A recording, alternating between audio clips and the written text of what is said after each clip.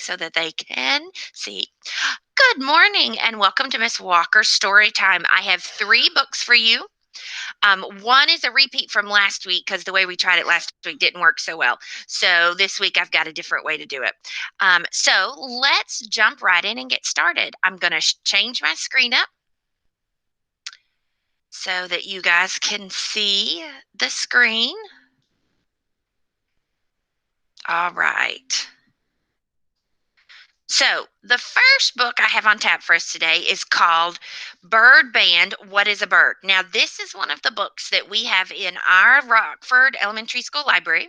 So, if you wanted to get it and read it, you can go to our website, the elementary school website, and type it in. And then you would click open and it'll pop up this book. And this book actually can be read to you. So if you were to hit the play button, it would read the book to you and play some music, and it's a fun book. But you guys can't hear that through my microphone, so I'm going to read it to you. This one is called Big Band What is a Bird by Linda Avers. What is a bird? Pigeons, eagles, penguins, and ostriches are birds. They are all animals that have feathers and hatch from eggs. Birds are warm blooded and have 2 legs. They also have a pair of wings, and most birds can fly. To find out more about birds, turn the page and sing along. Pigeons, Rock Pigeon struts down the city street, bopping his head to a steady beat. He's looking for birds to join his band. He's rocking Rock Pigeon with a grand plan. He needs birds. Yeah, he needs birds. Now, that is a bird. How can you tell? Did it hatch from an egg with a shell? What does have feathers on its tail? If it does, as well, it's a bird. Rock Pigeon needs birds to walk. Birds can fly, sing, and squawk. Birds that perch, birds that swim, birds that can go out on a limb. He needs birds. Yeah, birds. Now, is that a bird? How can you tell? Did it hatch from a shell? Does it have feathers on its tail? If it does, as well, it's a bird. You see the baby eagle hatching. Can you waddle like a penguin? Do the pigeon stretch?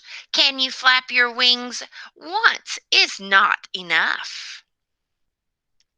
Can you waddle like a pigeon? Do the penguin strut? Can you flap your wings? Once is not enough. Mockingbirds sing without care. Hummingbirds wings hum through the air. Ostrich thumps with 2 strong feet. Woodpecker drums with his pointy beak. Rock Pigeon struts across the stage.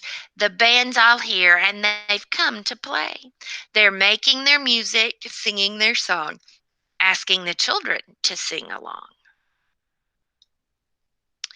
Now, is that a bird? How can you tell? Did it hatch from an egg with a shell? Does it have feathers on its tail? If it does, as well, it's a bird. And if it does, all is well, it's a bird. And there's the song lyrics for the song. So, thumbs up. Did you girls enjoy that book? All right. So now I've got another set of books for you all. We're going to read The Selfish Crocodile and Little Howls Night. We're going to start with The Selfish Crocodile. This is one of my favorite books.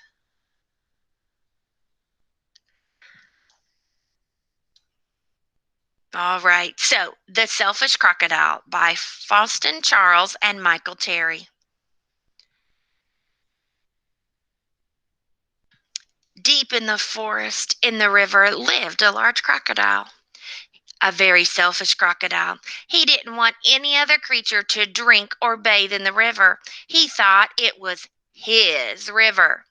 Every day he shouted to the creatures in the forest, "Stay away from my river! It's my river! If you ever come to the river, I'll eat you!"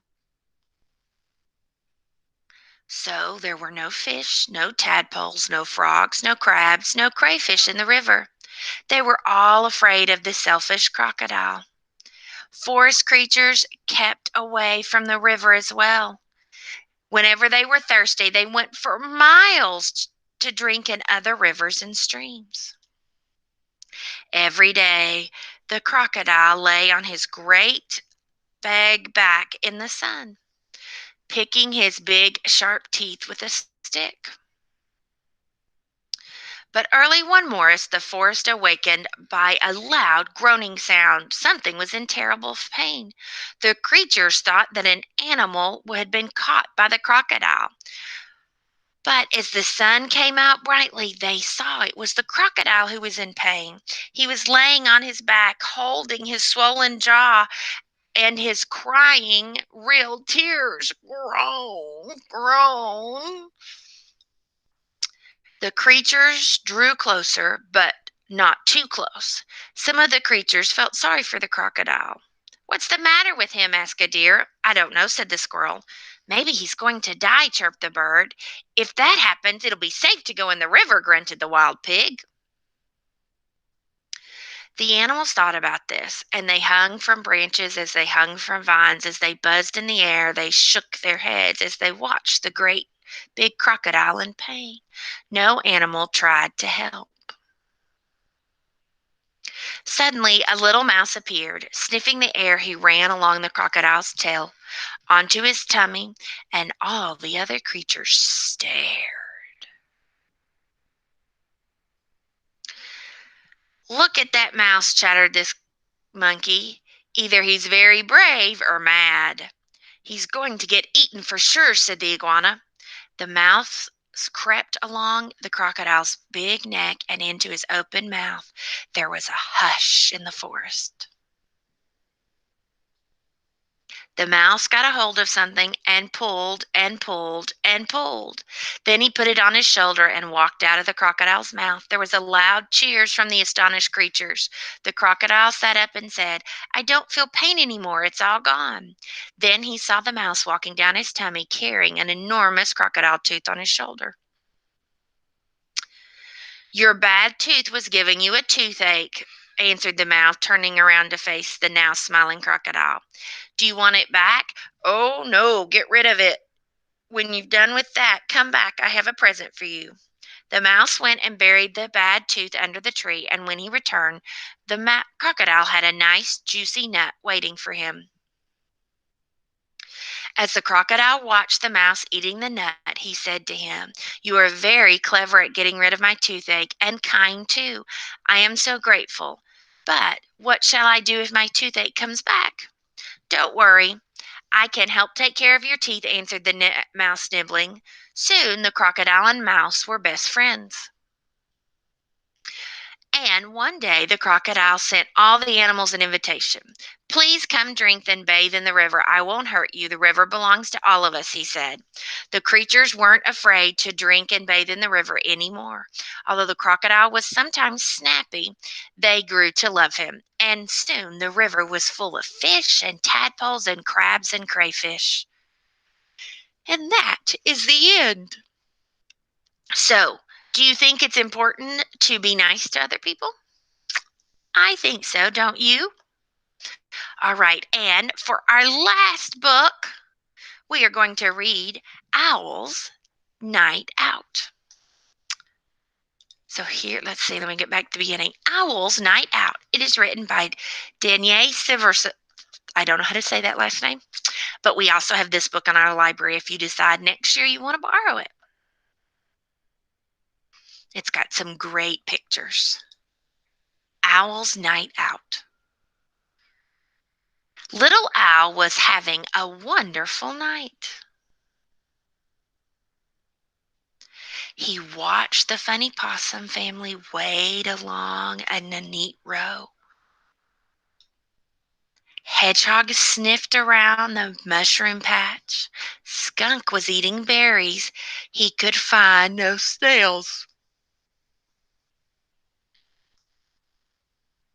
By the river, beavers gnawed at trees, and Turtle hid in her shell as fireflies danced all around. Little Owl visited his friend the raccoon. As they sat in the clover, fog rolled in and hovered overhead. Moths fluttered towards the moon. Silver dust flew from their wings. Little Owl wanted to follow, but there was time to head home.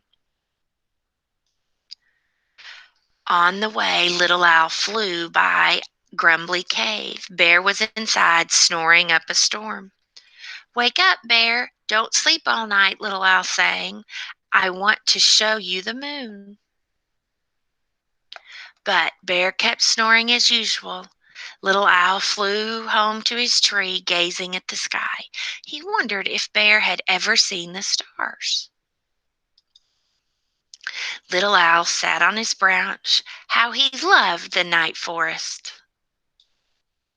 Frogs croaked softly and crickets chirped smartly. Little Owl heard the rustling at the foot of his tree. Fox had come to say hello. It was night now. It was late now, and the bats were gliding home. "Mama," Little Owl whispered, "tell me again how the night ends." "The moon and the stars fade to ghosts," Mama. "Spider webs turn into silver threads. Dewdrops sparkle on leaves and grass stay like tiny stars come down. Moonflowers close and mornings open. The sky brightens from black to blue, blue to red, and red to gold. The rooster crows and the crows caw, and the day begins," says Mama. But Little Owl did not hear, for he was fast asleep.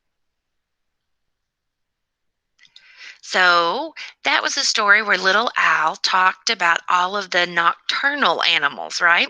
The animals that sleep during the day and are there at night, or up at night.